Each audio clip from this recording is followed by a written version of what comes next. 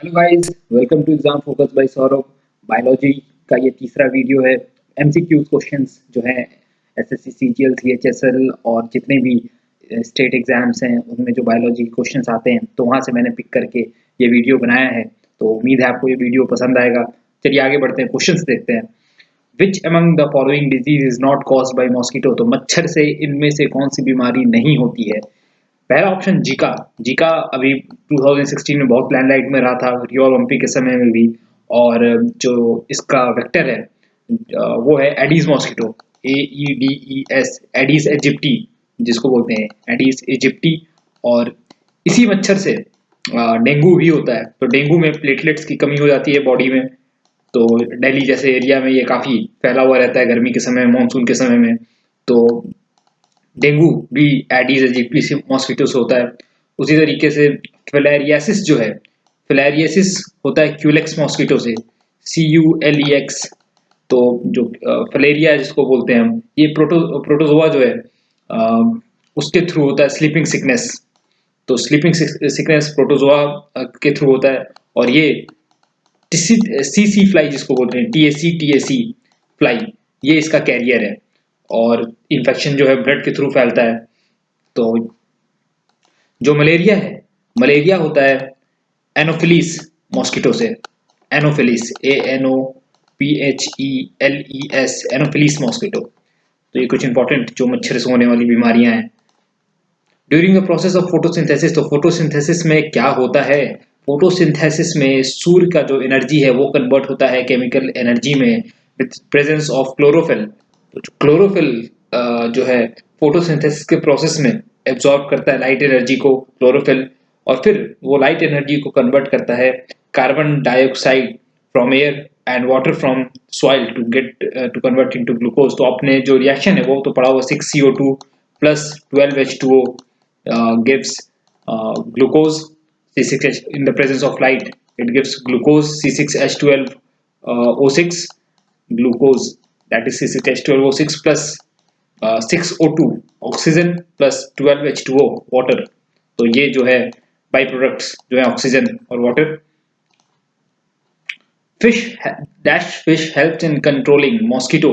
तो मॉस्किटो से बचाने में या मॉस्किटो को खात्मा करने में कौन सी मछली कारगर होती है? तो जो मछली है वो है गम्बूशिया। गम्बूशिया मछली जो है पानी के सतह पे जो लार्वा रहते हैं उनको खा जाती है। तो इससे जो है मॉस्किटो ब्रीडिंग कंट्रोल किया जाता है कई जगहों पे कुछ हद तक। तो जो फिश है वो है gambusia. The conversion of milk into curd is done by. Milk में प्रेजेंट होता है sugar, lactose, LACTOSE, lactose.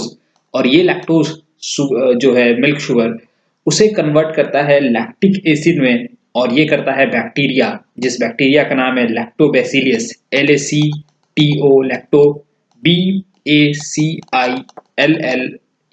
Lactobacillus. और ये बैक्टीरिया जो है मिल्क शुगर लैक्टोज को लैक्टिक एसिड में कन्वर्ट करता है। जब आप पॉस्चराइज मिल्क को हीट करते हैं 30 से 40 डिग्री तक, और इनफैक्ट रूम टेम्परेचर पे भी, तो और इसमें थोड़ा सा आप कर्ड डाल देंगे तो यहाँ से जो है ये सैंपल जो है बैक्टीरिया का ये प्रोपोगेट करना शुरू करता है और सो टेस्ट इम्पार्ट करता है, थोड़ा खट्टापन जिसको बोलते हैं कर्ड में। तो ये करता है बैक्टीरिया। आइए नेक्स्ट क्वेश्चन देखते हैं। Thyroid gland is located close to the thyroid gland जो है गले में लोकेटेड होता है। और गले में होता है एडम्स एप्पल, जो लॉन्ग प्रोड्यूशन होता है, जो बाहर की तरफ निकला हुआ जो लैरिंग्स, जब आप मैच्योरिटी अटेंड करते हैं तो लैरिंग्स जो है बाहर की तरफ प्रोट्रूड करता है। तो उसे फिर कहते हैं एडम्स एप्पल। और यहीं पे बटरफ्लाई शेप का जो है थायराइड ग्लैंड जो है इंडोक्राइन ग्लैंड है, थायराइड ग्लैंड, जो सिर्फ 4 सेंटीमीटर का होता है। और तकरीबन इसका जो वेट होता है वो होता है 18 ग्राम। और बहुत थिन होता है। और ट्रैकिया जो है, जो पाइप जो होता है, जो ट्रैकिया, उसके पीछे ये लोकेटेड होता है। एक एंडोक्राइन ऑर्गन है और हार्मोन सिक्रेट करता है। और थायराइड हार्मोन जो होता है, it synthesises the thyroid hormone using iodine. तो आयोडीन की मदद से ये सिंथेसाइज करता है थायराइड हार्मोन को। और मेटाबॉलिक प्रोसेस जो है बॉडी का, उसमें बहुत इन्फ्लुएंस रहता है थायराइड ग्लैंड का डेवलपमेंट, खासकर जो बच्चों में डेवलपमेंट होता है उसमें भी। तो थायराइड हार्मोन दो तरह के होते हैं, एक थायरोक्सिन और ट्राइडोथायरोक्सिन। तो जो थायरोक्सिन होता है उसमें होते हैं 4 आयोडीन के एटम, 4 आयोडीन एटम।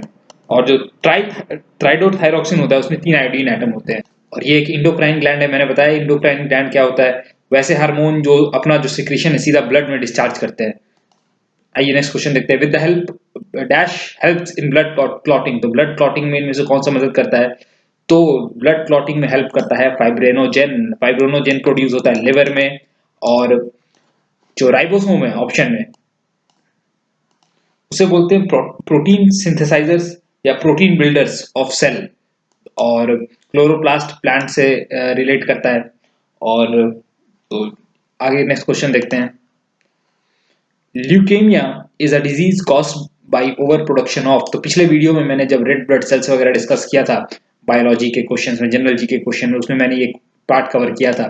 तो जो ल्यूकेमिया होता है, अगर आपके बॉडी में ज्यादा WBC व्हाइट ब्लड कॉर्पोसेल्स अगर प्रोड्यूस होने लगे तो आपको ये डिजीज हो सकता है। तो ये होता है ओवर प्रोडक्शन ऑफ WBC। तो हमारी बॉडी में जो RBC और WBC का जो रेशियो होता है वो है 600:1।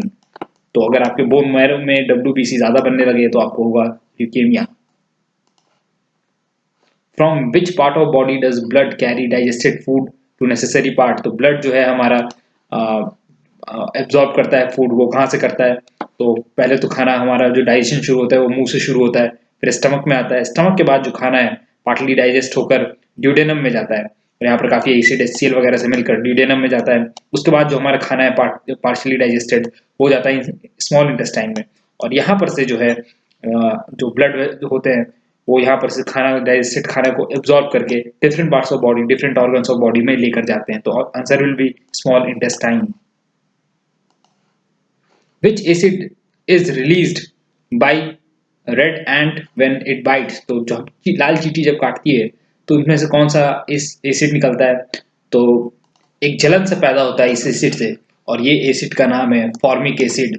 फॉर्मिक एसिड को बोलते हैं HCOOH, और ये जो है सिंपलेस्ट कार्बोक्सिलिक एसिड है। और देखिए जो एब्जॉर्बिक एस्कॉर्बिक एसिड जो है ये सिट्रस फ्रूट्स में पाए जाते हैं, और जैसे कि ब्रोकली हो गया या फिर सिट्रस फ्रूट्स जो भी जिसमें विटामिन सी, जिसको सीधा सीधा आप बोल सकते हैं विटामिन सी जो होता है वो एस्कॉर्बिक एसिड उसी को बोलते हैं। एसिटिक एसिड जो है ये इसका जो फॉर्मूला है CH3COOH, और इसे आप विनेगर में पा सकते हैं, और इसको इसका जो सिंपलेस्ट नाम है जो जिसको वो इथेनोइक एसिड जिसको बोलते हैं, इथेनोइक एसिड। और फॉर्मिक एसिड जो है इसको मिथेनोइक एसिड भी बोलते हैं, मिथेनोइक एसिड। जी हाँ। Moving on to the next question.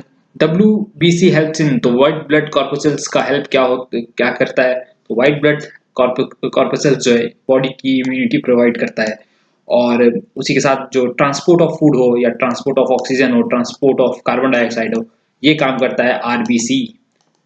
तो ये कैरियर है इन सब चीजों का, और इम्यूनिटी प्रोवाइड जो करता है वो है white blood corpuscles.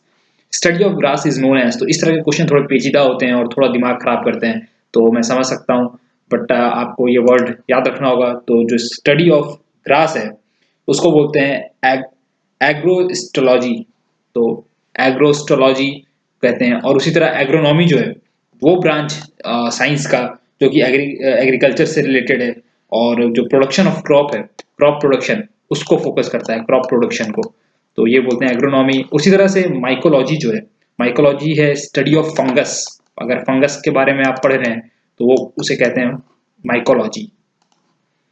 Rate of heart beat is accelerated by which hormone, देखिए जब आपको गुस्सा आ रहा हो या जब आपका मूड खराब हो तो आपके बॉडी में जो हार्मोन, ब्लड में जो आपके हार्मोन डाला जाता है ग्लैंड्स के द्वारा, वो है एड्रेनालिन, और इसके कारण जो है हमारा हार्ट रेट जो है, बीट रेट जो है हार्ट का वो फास्ट हो जाता है। उसी तरीके से जो स्लो करता है उसे बोलते हैं एसिटाइल कोलिन, ठीक है। तो ये है हार्ट रेट को स्लो करने के लिए, और एड्रेनालिन है हार्ट रेट को फास्ट करने के लिए। सो थैंक यू गाइज, उम्मीद है आपको ये वीडियो अच्छा लगा होगा, और हमें लाइक करें, सब्सक्राइब करें और हमें शेयर करें, तो हमारा भी कॉन्फिडेंस बूस्ट अप होगा। So stay tuned, watch exam focus, और हम अगले वीडियो में और भी क्वेश्चंस के साथ हाजिर होंगे। So thank you very much.